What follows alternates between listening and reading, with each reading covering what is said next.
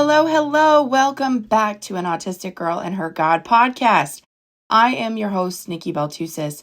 I am an autistic woman living with a whole handful of alphabet soup diagnoses like EDS, POTS, MCAS, Celiac Disease. Oh, the list could go on. I created this podcast to be a safe and encouraging space for neurodivergent Christians, especially women who are navigating faith, chronic illness, and what it means to be beautifully different in both mind and body. Today's topic is one that I am extremely passionate about because it is my lived experience, and it's one that many autistic and neurodivergent women, whether diagnosed or undiagnosed, live every single day. Today's episode is for every beautifully complex person out there who's ever thought, wait, why do I have so many diagnoses? Why does my body overreact, shut down, or fall apart so easily? And is this all connected somehow? Well, the short answer is yes.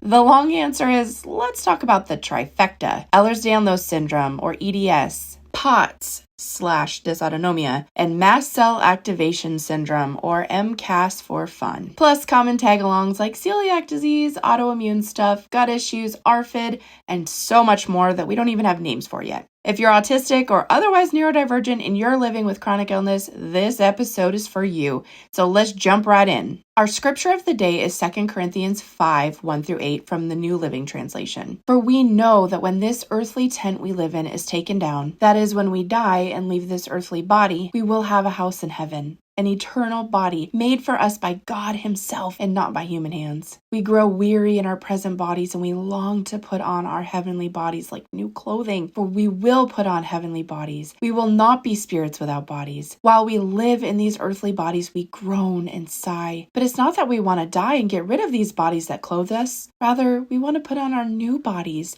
so that these dying bodies will be swallowed up by life. God Himself has prepared us for this, and as a guarantee, He's given us His Holy Spirit. So we are always confident, even though we know that as long as we live in these bodies, we are not at home with the Lord. For we live by believing and not by seeing. Yes, we're fully confident, and we would rather be away from these earthly bodies, for then we will be at home with the Lord. I love this string of verses so much, and we're going to unpack them here just a little bit later. But let's move on to the tea of the day. Now, normally I have a cup of tea here, and I would pour that for you, and you'd get to just hear it trickling into my cup. But I'm going to be perfectly honest with you. Today's tea of the day is iced coffee.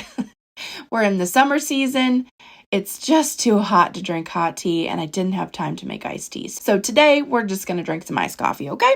Okay, let's dive right into those co-occurring conditions, otherwise known as the trifecta of fun. Okay, maybe I added that part. Let's start with the truth bomb. If you're neurodivergent and living in crazy amounts of weird pain, you're not imagining this. You're not lazy, you're not broken, and you are certainly not alone, even though it feels that way. Neurodivergent people, especially autistic women, are wildly underdiagnosed when it comes to medical conditions. Our bodies speak a completely different language, and the medical system often doesn't listen. I am a big fan of functional and holistic medicine because it looks at how systems interact: the gut, the brain, the immune system, the hormones, and how root causes create overlapping symptoms. So when we say, I'm autistic and I have chronic fatigue, allergies, anxiety, loose joints, gut issues, and I pass out when I stand up too fast, that's not coincidence. That's a pattern, and we autistic people love our patterns, don't we? Let's decode it together. Number 1, Ehlers-Danlos Syndrome, otherwise known as EDS. EDS, especially hypermobile EDS, is a condition that affects your collagen, which is the glue that holds your body together. I'm not just talking about the fancy collagen where you go buy the powder and it's supposed to make your skin, hair, and nails better. I'm talking about the scaffolding of your body. If it's weak,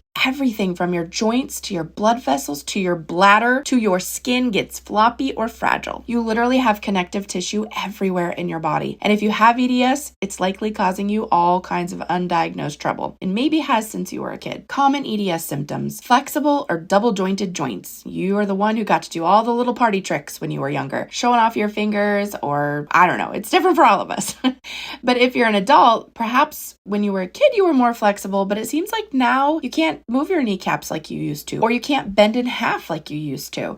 You're not quite as flexible, but you still seem to have weird pain in areas like your shoulders, your ankles, your wrists, your fingers, and your neck. You could have joint pain, frequent sprains, or dislocations. And I'm going to add mini dislocations that are also known as subluxations. And I'm going to add mini dislocations, also known as subluxations, to that list. This happens to the ribs often. For me, it happens in my collarbones as well. You likely have thin, stretchy skin that bruises easily, that is super soft. People touch you and they're like, whoa, you have really soft skin. And you might think, well, that's odd because doesn't everybody have soft skin? Nope, we have super soft skin. You also might get weird scars that don't seem to heal right and look kind of shiny. I've heard them compared to cigarette burns. I hope that you're not familiar with this and you've not lived this, but that's what they say they look like. You probably have chronic fatigue, sleep issues, not being able to get comfortable at night, tossing and turning and trying to move to get into the right position, or you need like 1,000 pillows to even get comfortable. You might have gut motility issues, constipation, gastroparesis, or chronic diarrhea, because it seems like everything you eat goes right through you. You might have anxiety or proprioceptive difficulty. Maybe you bump into things all the time. So why does this seem to happen often in neurodivergent autistic people? They're still studying it, but many researchers suspect shared genetic pathways between autism and connective tissue disorders. We also tend to be more body aware or hypersensitive to the things that are going on in our bodies. So we notice pain and misalignments that others might just ignore or get used to. But we can feel it. We know it's off. And it drives us crazy until it's fixed. I want to share my story of EDS and how I discovered that I had it. When I was a kid, I had all these issues that we just talked about and so much more. I could barely keep up with the kids around me. I was tired all the time. My kneecaps seemed to move out of place often, especially when I was playing sports. So I would have to stop, sit down, stretch my leg out straight, relax my knee, and then pop that kneecap back over into the right place. Then I would just get up and get running again. I often had injuries. I sprained my ankles, my feet. I sprained fingers during volleyball. Constant neck pain. My shoulders always seemed to pop out and it was hard to get them to go back in. I couldn't hold a pencil correctly. I tried so hard, but I just couldn't do it. I remember other girls, we'd sit around in a circle and they would hold their pencil and they'd be like, wow, they're really cool. They can hold their pencil like that, but I can't do that. I hold my pencil like this. And it's essentially that of a kindergartner.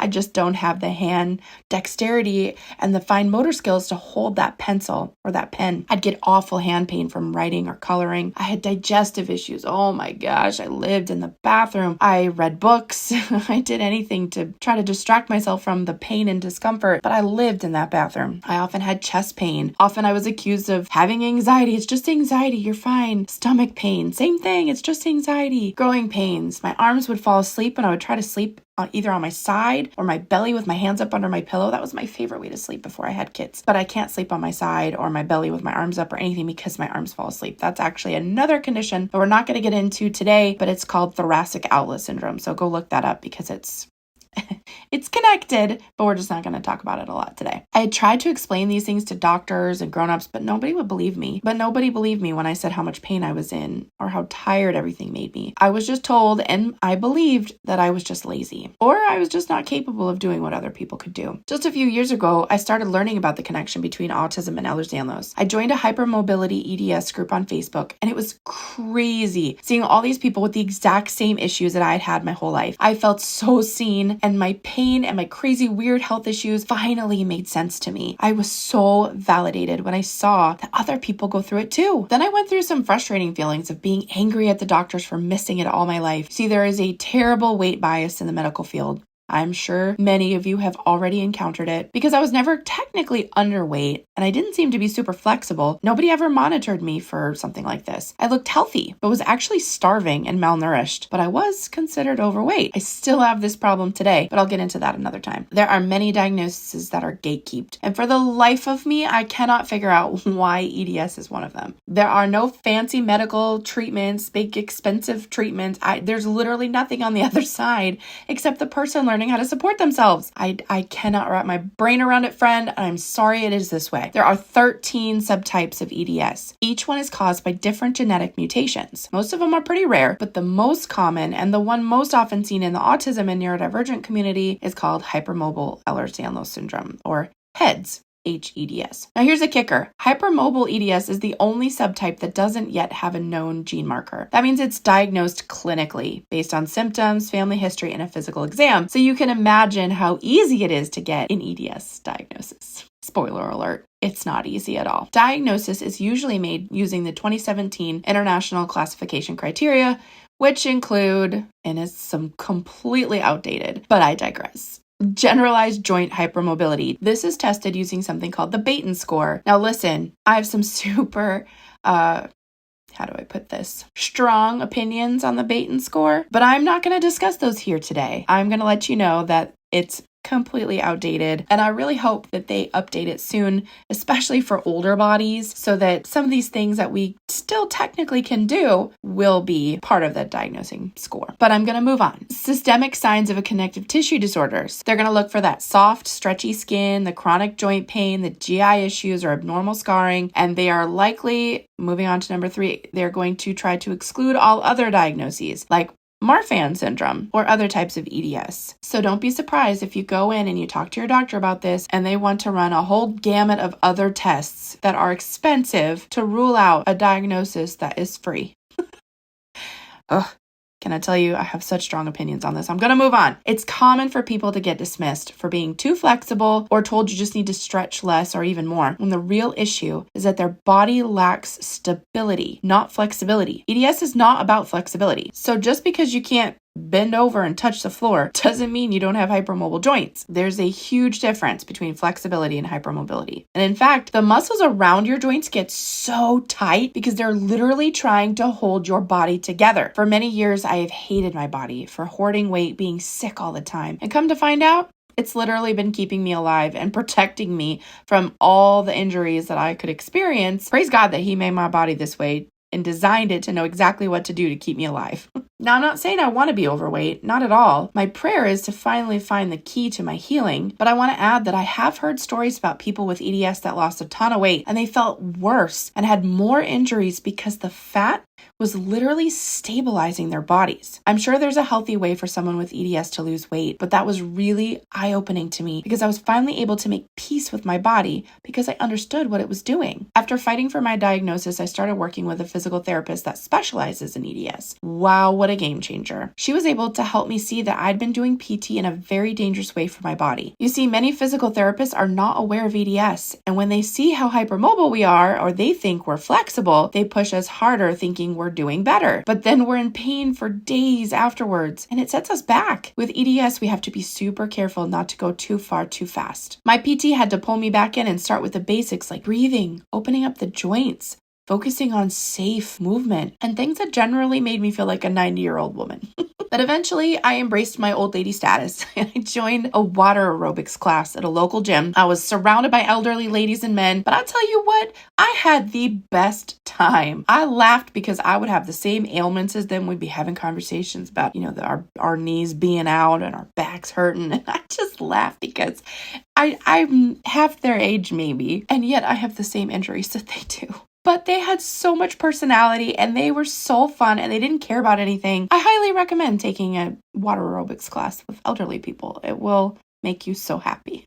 It was the only thing that got me up and out of bed in the dead of winter in Vermont at 5 a.m. because water actually feels really good on a hypermobile joint. It takes the pressure off of those joints and we're actually able to open them up and get things flowing, and the lymphatic system gets squeezed, and so that inflammation comes out, and it is so good. Water is so good for our kinds of bodies. I also started seeing a chiropractor that was trained in EDS. This has made a huge difference. He knows right where my trouble spots are and also focuses on relaxing the muscles that are tight around the spot in need of adjustment. Now, I hear a lot of people telling other folks with EDS that they should not see a chiropractor. And I believe in free will, and you're welcome to do whatever you want and feel comfortable with. I know that for me personally, I would not be able to function without mine. I subluxate joints a lot, and he is there to put me back together again so I can keep functioning. He also avoids certain parts of my neck because of my condition. There are places that he will not touch or adjust because of EDS and how it affects my body. He was such a big help to me because I kept gaslighting myself after my EDS diagnosis. And so one day I asked him if he thought that my joints are hypermobile. That day I had a horribly tight neck and could barely move it. He said, "Let me put it this way. If you were a non-EDS patient, I would not have been able to adjust you today because of how tight your neck was. But because your joints are hypermobile, it gave me a little wiggle room to be able to adjust you. I could not have done that if you were not hypermobile." It was so validating to hear a medical professional finally say, "Oh yes, you definitely are hypermobile." And now I no longer worry if I'm making things up. I really am living this experience. This is real. Let's move on now, Nikki. Having EDS also impacts how regularly I have to go to the eye doctor now. I'm required to go every 6 months for eye exams. You might think of EDS as just a joint or skin condition, but remember, collagen is everywhere, including the eyes. That means EDS can affect the sclera, which is that white part of your eye, the cornea, the retina, and even the tiny connective tissues that help your eyes focus and move. Some common eye issues in EDS include dry eyes. Okay, tell me I'm not beyond that, and this audience knows what I'm talking about when I say the dry eyes commercial. Okay, anyway, why it happens.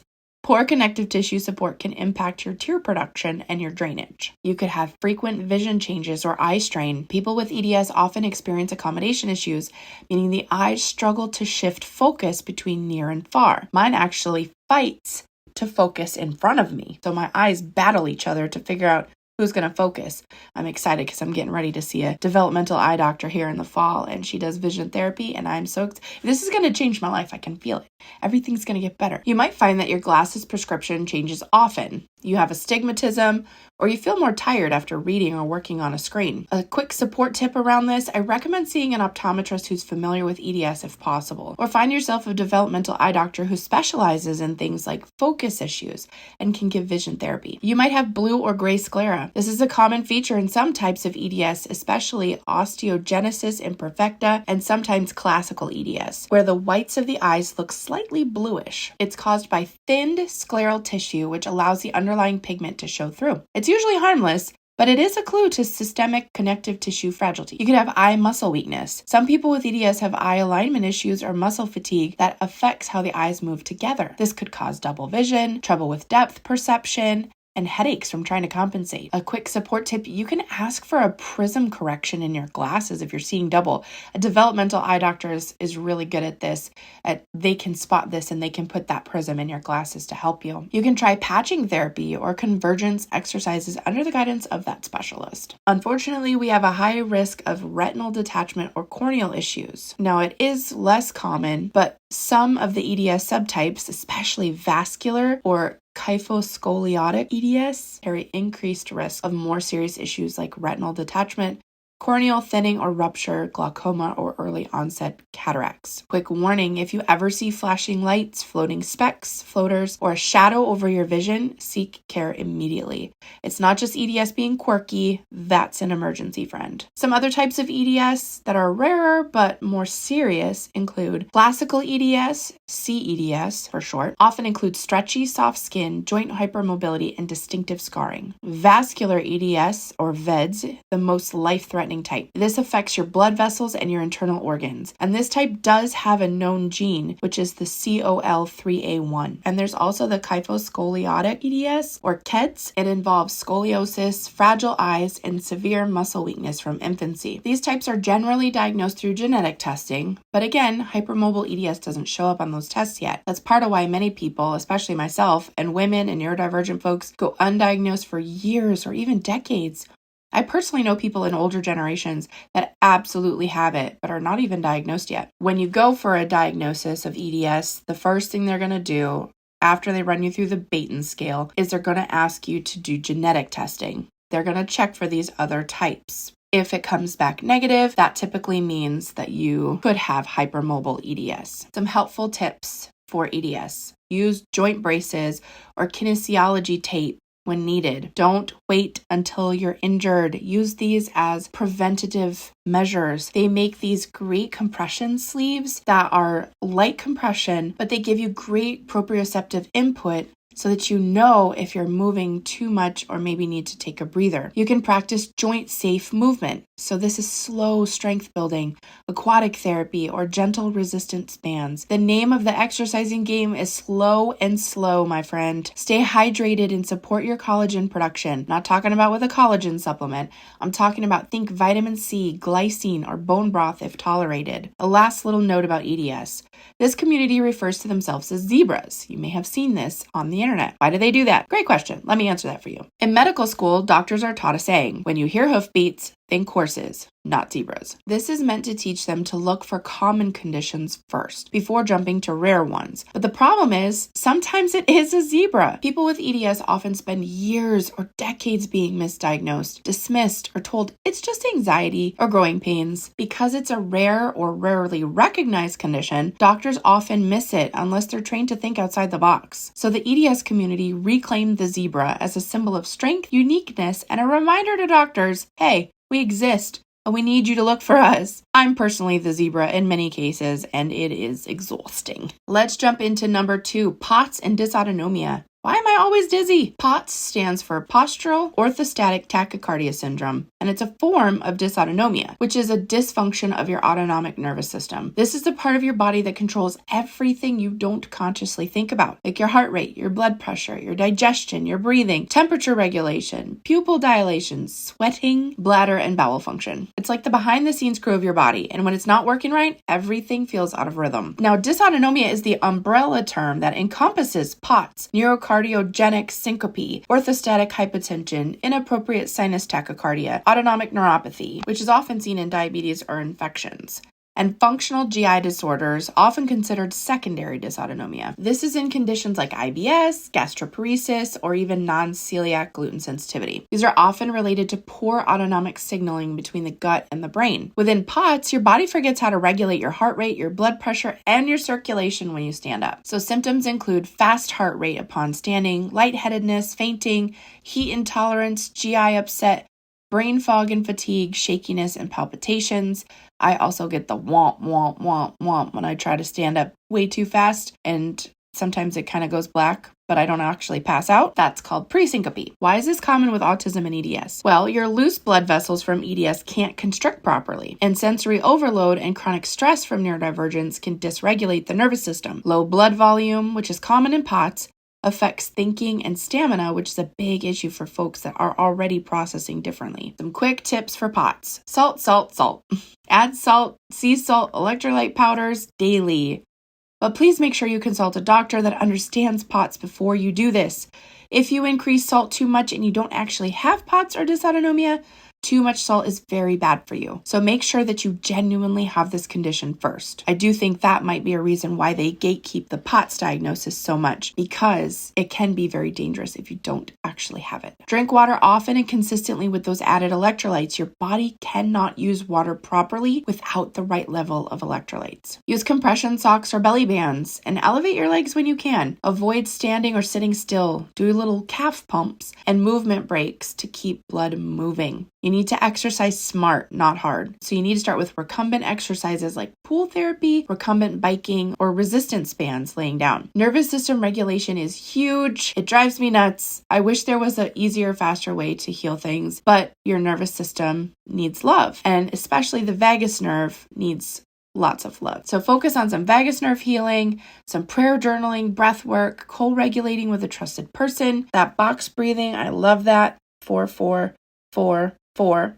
Imagine making a box. All of those things are very good for your vagus nerve. Avoid extreme heat, hot baths, and rapid position changes. And eat for your blood sugar balance. So small, frequent, protein-rich meals to avoid that blood sugar crash can be super beneficial for managing POTS symptoms. Number 3, mast cell activation syndrome, or MCAS for short. This is our final piece of the trifecta. MCAS is a condition where the body's mast cells, which are a key part of the immune system, become overactive and they release chemicals like histamine at the way wrong time, in the wrong amount, or in response to harmless triggers. If your body feels like it's allergic to literally everything, or your symptoms are constantly changing, this could be what's going on. It's often misunderstood. It's super underdiagnosed. It is so hard to get a diagnosis for this. And it co-occurs with EDS, POTS, autism, and other neurodivergent or chronic illness profiles. So what are mast cells? They are immune cells designed by God to help you. These help you fight infection, heal wounds, defend against allergens, and regulate inflammation. They're most concentrated in areas where your body interfaces with the outside world. So this is your skin,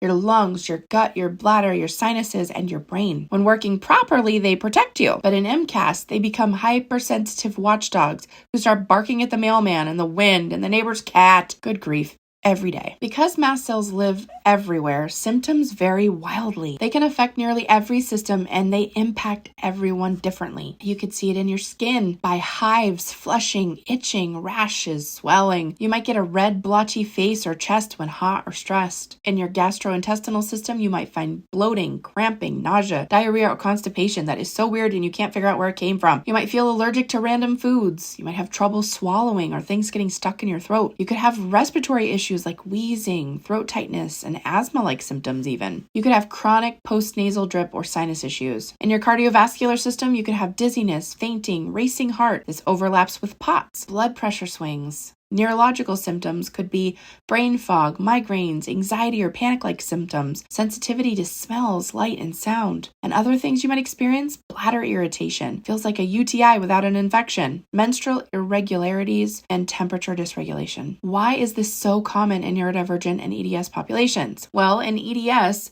loose connective tissue may destabilize the gut and blood vessels, making mast cells more reactive. In autism, there's growing evidence that the immune system, including mast cells, may behave differently, contributing to sensory sensitivity and inflammation. And we often have a hypersensitive nervous system, which affects the immune signaling. Trauma, stress, and inflammation are often higher in neurodivergent folks. There's a gut-brain immune connection that's deeply intertwined. And many with POTS and EDS have leaky gut or chronic infections like Lyme or EBV, which can trigger MCAS flares. And because MCAS symptoms mimic dozens of other conditions, many people are misdiagnosed with anxiety, IBS, fibromyalgia, or food phobias before finally getting their answers. My recommendation is to work with a medical provider, especially when introducing supplements. I want to share some functional medicine support for MCAS. But remember, I'm not a doctor, so please find a doctor that you can work with, that you can trust to try to treat MCAS. And it's especially important when you're introducing supplements because of the way they all work together. So step 1 is to stabilize your mast cells gently. This is by using antihistamines, and you need an H1 and an H2 blocker like loratadine and famotidine. Quercetin is another great natural mast cell stabilizer, and it's often paired with vitamin C because they work well together. Then there are Dow supplements for food-triggered histamine intolerance. Step 2, low histamine diet. Hopefully this will just be temporarily for you while you're stabilizing the mast cells, but a low histamine diet looks like avoiding aged, fermented, smoked, or leftover foods. Focus on fresh meats and vegetables and low histamine fruits. Tomatoes are not good for MCAS. They are high histamine. Rotate your foods to avoid building sensitivities. Step 3, nervous system regulation. Mast cells respond to stress, emotions, and overstimulation. Hello, life as an autistic neurodivergent person. Am I right? Gentle vagus nerve work, prayer, grounding, and trauma-informed care can help reduce your flare-ups. Step 4, reduce environmental triggers. This is huge. If this is all you take away, start here. Fragrance-free products. Friend, if you are still going to the department stores or that store in the mall and buying your health and beauty products because they smell so wonderful, and listen, I love a good sale too, but those things are full of endocrine disruptors, and not to mention they set off the mast cells like crazy. Get yourself away from fragrance products. If you flip it over and it says fragrance, you have no idea what's in there, friend, because fragrance is just a blanket term that companies can use to sneak their own proprietary ingredients into. You don't know what's in there. Get fragrance out of your life, and you can thank me later. If you can swing it, air purifiers are great. Do lots of mold checks. Good night in the morning. I am still fighting off living in mold for 5 years. It is awful. So people with MCAS are very mold sensitive. Slow detox support like Epsom salt baths or lymphatic drainage or lymphatic massage. There's so many easy little hand tools you can get now to just help move that stuff along. It causes you to be more sick than you really are if you don't get your lymphatic system draining. And finally, track your flares. Use a symptoms journal to catch patterns. It's so important to know what your triggers are when you have MCAS because then you can avoid them. There's something called the storm, the Trifecta storm, and this is how it starts. Number 1, EDS weakens your foundation. So with EDS, your connective tissue, your glue that's supposed to hold your body together, it's stretchy, unstable, and prone to injury. So your blood vessels get floppy and your blood doesn't circulate circulate efficiently. Your joints and organs start lacking proper support, which can stress your nervous system, and this sets the stage for POTS and MCAS to step in. So number 2, POTS upsets the rhythm. Your autonomic nervous system, the part that controls the heart rate, the blood pressure, the digestion, becomes dysregulated, and your body struggles to adjust to standing, eating, and temperature changes. It triggers constant adrenaline dumps, which lead to fatigue, brain fog, and dizziness. This constant stress signals your immune system, hey, something's wrong. Number 3, MCAS sounds the alarm. Your mast cells respond to this dysregulation by releasing histamine and other inflammatory chemicals. This is meant to help you feel better, but again, think of that dog yapping at the mailman, right? It's not an actual threat. Your body's just freaking out. The mast cells misinterpret normal signals as threats. Triggers pile up, food, stress, hormones, smells, and the immune system stays on edge. Now the cycle spirals. Histamine from MCAS causes blood vessels to dilate, which worsens your POTS symptoms. Stress from POTS flares the nervous system, which aggravates MCAS, and the inflammation and pressure changes irritate the unstable tissues from EDS, leading to joint pain, gut issues, and fatigue. Hello, crisis mode. And unfortunately becomes a permanent thing until we can figure out how to pull something out of there and fix it, which will stop the cycle. Listen, it's not in your head. It's in your cells. This trifecta is not random. It's not just anxiety. It's a deeply interconnected system-wide dysfunction that science itself is still catching up on. And many doctors aren't trained to recognize the overlap. So people go years without answers. But once you see the full picture, it's easier to work with your body instead of against it. I want to give you a little encouragement in the chaos. Psalm 107:29 tells us he calms the storm so that its waves are still. Now remember, we are still spiritual beings having a human experience. So when the storm swirls and the pain flares, when your body feels like a swirling mass storm, heart racing, gut churning, brain fog is heavy, you're not lost in the wind. We have a helper to call on. God sees the storm in your cells. And even if your body won't settle, your spirit can anchor in him. Sometimes I pray over the storm and supernaturally it calms. Sometimes it doesn't. But each time I surrender the pain to the Lord, I feel better inside. It's like a verse to a popular Christian song that says, sometimes he calms the storm and sometimes he calms me. Jesus slept in a storm, and I often desire to live at that level of unbothered like he did.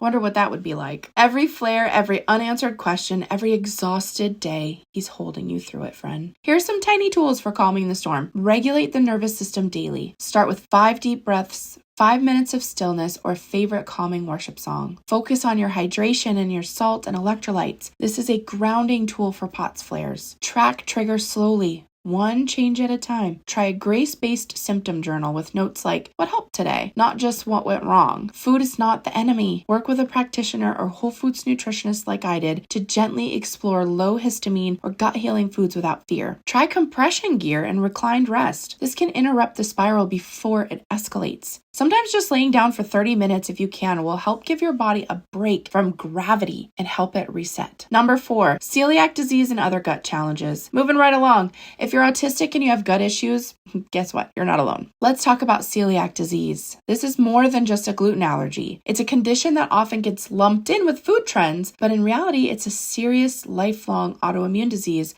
that needs to be taken seriously. What is celiac disease? It's an autoimmune condition, not a food allergy or preference. So when someone with celiac eats gluten, which is a protein found in wheat, barley, and rye, their immune system mistakenly attacks the lining of their small intestine. This attack damages the tiny finger-like villi that absorb nutrients. Over time, this leads to malnutrition, inflammation, gut permeability, or what they call leaky gut, and a cascade of other autoimmune symptoms. And listen, even a tiny crumb of gluten can trigger a reaction. So this isn't something that you can cheat on or just take a little bite of. These symptoms can be sneaky. It doesn't always show up as stomach pain, especially in kids and neurodivergent people. Some people have no GI symptoms at all. They call it silent celiac. Here are some common and a couple less common symptoms. In your digestive system, you might experience bloating, gas, diarrhea, or constipation, acid reflux, nausea or vomiting. Some systemic things you might experience: fatigue or brain fog, weight loss, or poor growth. Though there are many people that have celiac that are overweight because of malnutrition. It's not just for thin people. Anemia, delayed puberty or irregular periods, osteopenia, osteoporosis, tinglings in the hands and the feet, neuropathy. Skin rash called dermatitis herpetiformis, which is itchy and blistering. There's also a set of white bumps that can appear on fingers or the back of the arms, the legs, etc. that isn't necessarily itchy, but there's no other explanation for it. That can often be an early sign of celiac, especially in children. And emotional neurological could be anxiety, depression, ADHD-like symptoms, autism-like sensory issues, irritability or mood swings. I recently heard a story of a woman who had 2 children, 2 daughters, and they both had really bad anxiety, and one of them had all the standard symptoms of celiac, so they tested her, and she had it, and they went gluten-free, and because it's genetic, they tested the other daughter who had no symptoms of celiac, and she also had it. They went gluten-free for something like 6 or 7 months, and all of the anxiety and the depression, the crippling anxiety, was gone from these children. Gone. It's amazing how connected our guts are to our brains and our emotions. Now, diagnosing celiac can take years, especially for neurodivergent people or those with overlapping conditions like EDS or MCAS. This first step is blood tests. They're going to look at the TTG IgA. This is the most common blood test, though this can come back negative and the person could still have celiac. You have to be eating gluten regularly for accurate results for these tests. The next step is an endoscopy with a biopsy. This is considered the gold standard. Doctors take samples from your small intestine to look for damage. Step 3, genetic testing. This is optional, though they do say that the HLA-DQ2 or HLA-DQ8 genes must be present for celiac to develop, and that if you don't have the genes, they say that celiac can almost always be ruled out. But I will tell you that science is catching up, and I've actually heard from genetic counselors that there are other genes that are responsible for celiac as well. So even if you do test negative for the HLA genes, the biopsy is super important because it will show that villi damage and eventually, hopefully, healing after you stop eating gluten. But here's the thing, never stop eating gluten before you're testing unless it's advised. Doing so can give false negatives on everything, and it delays your diagnosis. Mine was delayed something like 3 or 4 years before they finally caught it on a biopsy. But I react to gluten and I don't have celiac, you might say. Well, that can be a non-celiac gluten sensitivity or a wheat allergy. This doesn't typically involve intestinal damage, but it does still cause that bloating, fog, and fatigue. It still has to be taken seriously, especially if you have MCAS or gut inflammation. So why does celiac overlap with autism and the trifecta? Well, neurodivergent people often have gut-brain axis issues, sensory sensitivities, or picky eating that masks symptoms. Many with EDS have gut dysmotility or leaky gut, which increases inflammation from gluten. MCAS reactions to food can mimic or worsen celiac symptoms. And gluten can increase zonulin, a protein that loosens the gut lining. This is problematic for already sensitive bodies. So how do you live well with celiac? Well, you have to remove gluten completely. It is in so many different things. You sometimes have to get separate pots and pans and utensils, and you have to read every label. It can be in toothpaste and medications. It's literally everywhere. Focus on whole, naturally gluten-free foods if you can. Be very careful with processed gluten-free foods. They can be inflammatory. You need some mental and emotional support because grieving food freedom is real, especially in sensory sensitive or autistic individuals whose safe foods happen to be something containing gluten. This is very hard. Get therapy or support around the trauma of being poisoned unknowingly for years. And back to that nervous system regulation, stress worsens symptoms. So try gentle prayer, stretching, grounding, support digestion with mindful eating, chewing well, and gut-friendly nutrients. Now let's take a minute to talk about something that often goes hand in hand with neurodivergence, ARFID. This is avoidant restrictive food intake disorder. Unlike traditional eating disorders, ARFID isn't about body image or weight loss. It's about fear of food reactions like choking and vomiting or allergic reactions. It's about extreme sensory sensitivities to textures, smells, or temperatures. It's a limited food list that feels safe or tolerable. This is especially common in autistic individuals, people with celiac or MCAS who've learned that food equals danger. And kids and adults with anxiety, trauma, or GI distress experience this. This is not just picky eating. ARFID can lead to nutritional deficiencies, growth problems in kids, isolation at meal times, panic, or even shutdowns around unfamiliar food. People with ARFID aren't being dramatic or difficult. Their brains and bodies are literally wired to feel unsafe with food. This is not a situation where you can just wait out your kid and they'll eat when they're hungry. It just doesn't work like that. Same with adults. Something that I learned how to do is just to eat enough so that my stomach would stop growling. And a lot of of people do that just so that they don't have to deal with the mental pressure around food. Some quick support around ARFID. This is something to really look into and research on your own. I'm not going to get into it a lot today. This is already a super long episode, but I wanted to make sure that I mentioned it because it is super common for neurodivergent people. So some support. Safe foods matter, and it is okay to have safe foods. So build your meals around accepted foods rather than always forcing new ones or eating something because you should eat it or because you saw on this thing that said that this was good for you or this was bad for you. Or ARFID really centers around food rules. We make all these rules around food, especially as neurodivergent people and especially as autistic people. This is good, this is bad. And we get these thoughts in our heads which keep us from actually eating anything. A strategy that you can use is called a food ladder. So you gently add variety with small sensory changes. Rather than adding all these brand new foods, go a little at a time, add one little thing at a time. It's also important to involve a trauma-informed dietitian or a trained nutritionist or even an occupational therapist when possible. I see a whole foods nutritionist because I really love eating single ingredient foods and I love how I feel when I put those things in my body, but she is great at helping me spot my food rules and helping me think differently about food. And it's amazing to have that kind of person in your life to support you, someone that's not going to say, oh, that's bad, you shouldn't eat that, or you're eating wrong again, someone that can just start you where you are and help you with the hurdles that you have. I often tell people, I am not trying to find ways to get out of something. I'm just literally running into barriers and nobody wants to help me figure out how to get through my barriers. But this nutritionist has been phenomenal at helping me get through my barriers. Pair your meals with sensory supports like weighted lap pads, noise-reducing headphones, or calming visuals. I'm convinced that this is why a lot of neurodivergent people like to eat in front of the TV because it's very calming. In our house, we have these shows that we like to watch at dinner time. My kids kind of cycle through what shows they like and they watch these shows and it helps them just relax and eat their food and it doesn't become this big, huge thing. When we try to eat dinner around the table, it is a nightmare, an absolute nightmare. Everyone's everywhere running around crazy and I'm usually leaving the dinner table crying because I had this dream in my head that we were going to all sit and eat dinner at the table and it just never happens. So I have learned to work with what we have and to be okay with that and to not have this expectation of myself that we should always eat around a dinner table. Would it be lovely? Yes. And maybe when they're older, we'll be able to do that. But right now, they're young and they need those sensory supports while they're eating. And finally, validate. Trust is the gateway to change. Now, there are so many other co-occurring conditions with neurodivergence,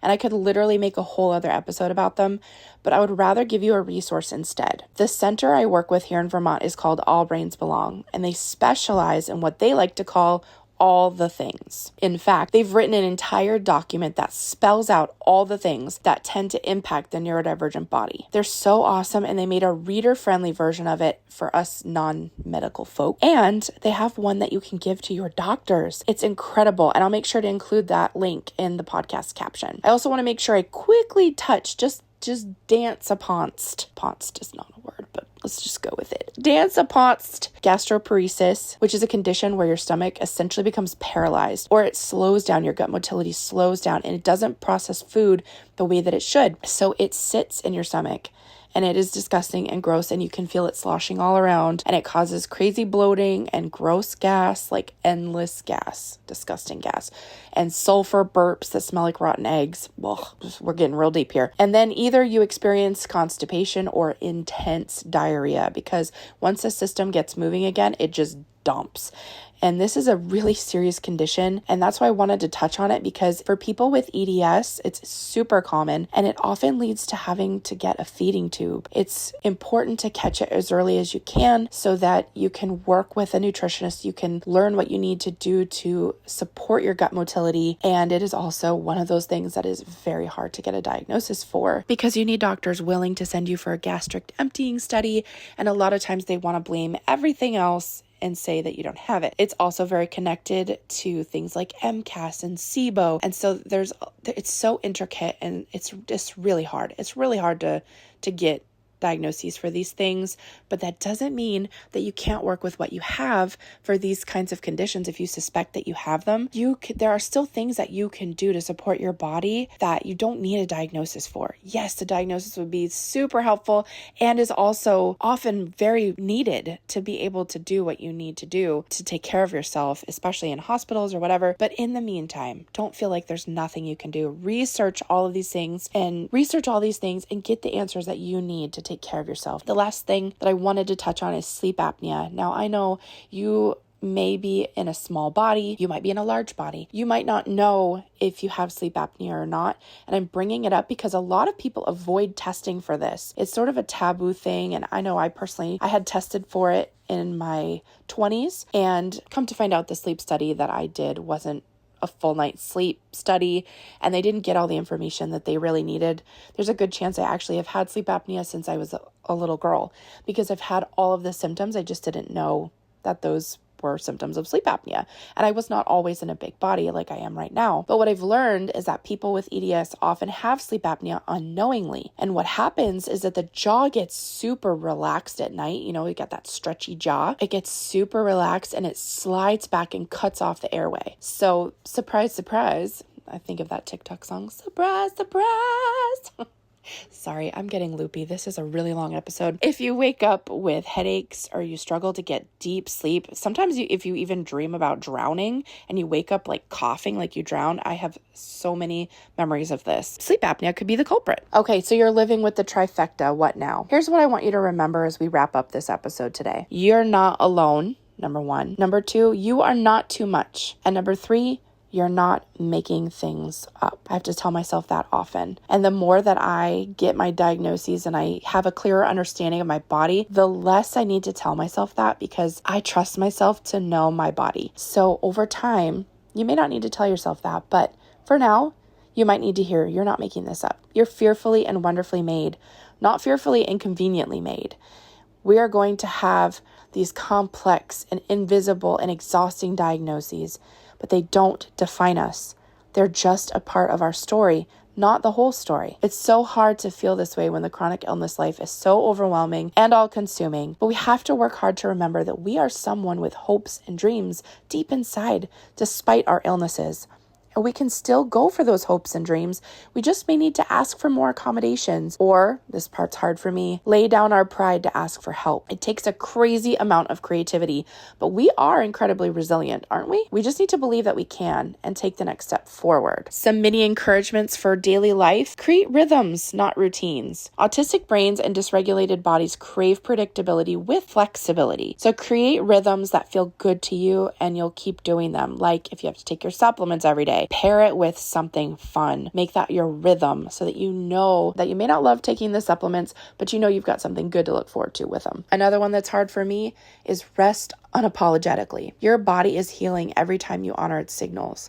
God rested from his work. We are allowed to do the same. And finally, use your tools proudly. Compression garments, salt packets, EpiPens, meds, braces, body doubling apps. These are all tools that we need to use and give ourselves grace to use them. It's not a bad thing to need support. In fact, you're going to go farther because you used your supports than if you held on to your pride and didn't use them. Going back to our verse of the day about Paul and our bodies as temporary tents, our bodies are our tents and they get holes in them. It's not wrong to ask for help sewing the tent. It's not wrong to want your tent to last longer or to have a better quality of life. But in order to repair the tent, you need to know what kind it is so that you can use the right materials to patch and repair it. That is why seeking a diagnosis of these things is helpful. Not because we need a label, but because we need the doorway that the label provides. Information does not limit us unless we let it. Labels don't limit us unless we let them. But it's not wrong to use tools to help our tents last longer and for us to enjoy them more. I have 3 little kids, and many of those co-occurring conditions we talked about today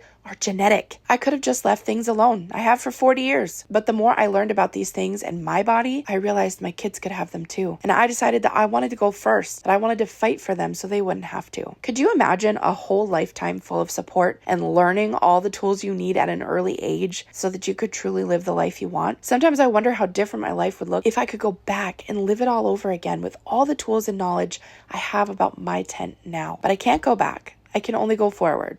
So how do we move forward? The first thing you can do is build a team. Seek out providers who understand autism, functional and or naturopathic medicine, and chronic illness. Download the All Things resource and learn to really advocate for yourself. I'll be teaching you how to do that in the next episode. Trust that the Lord is more committed to your healing, spiritually and even physically, than you are. He's already behind the scenes working everything together for your good. And if you ever wrestle with why God hasn't healed you, I want to encourage you to watch a short clip from the show The Chosen. Now, I don't know how you feel about The Chosen. Even though this little scene isn't in the Bible, it really encourages my heart to imagine God saying it to me. It's the scene where Jesus is talking with little James. And I don't want to spoil it, so I'll just include a link to it in the caption. But have your tissues ready and get ready to be validated. Friend, your body may feel like it works against you, but your spirit is aligned with the Creator of all things. You are not falling apart. You're being held together by a God who formed you with intention and grace. When your joints ache, when your heart races, when you can't eat another safe food or face another appointment, He is there. Hebrews 4:15 says, "We don't have a high priest who is unable to empathize, but one who understands. He knows your pain. He holds your weakness, and He is not done writing your story." If you've been feeling alone, make sure you join my free Christian Neurodivergent Women Facebook group. Many of these ladies have these co-occurring conditions, and we're very supportive of each other in that group. I'll post that link in the caption too. Thank you for spending extra time with me today. I hope that this episode helped you either understand your body more, or it gives you permission to give yourself grace. And if these things are new to you and you've had some aha moments today, I hope this episode becomes a launching pad for your health journey. Until next time,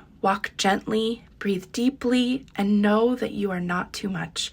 You are beautifully made. And don't miss the next episode, our final episode of season 1. What? How'd that happen? How'd we get through 9 episodes already? That is crazy. We're going to wrap up season 1 in the next episode, in episode 10, where we'll be talking about awareness, acceptance, and advocacy. This will be the final episode of season 1, and we'll take a break while I record season 2. And get ready for that, because now that we have laid the foundation, it's time to bring in some guests and dive deeper into the topics that your heart is burning to learn about. I cannot wait for that. And to be honest, I'm a little nervous about it because every single episode that I have filmed for this first season, whatever the topic is, I find myself walking it out that week. Like, for example, this episode was delayed about a week and a half, maybe almost 2 weeks. I don't even know, because I have been walking out a stomach flare, and it's so hard. It's so hard. And I'm grateful for the grace that those of you who are tuning in every week, the grace that you have given me to take a little extra time for myself. And also, it's been a crazy experience recording this podcast. I have learned so much, and I am grateful. I say I'm nervous about what could happen with these next topics, but God is good and He's faithful, and He's so good. And so anyway, thanks for listening. I can't wait for our last episode of season 1. Have a wonderful day. So many blessings to you, friend.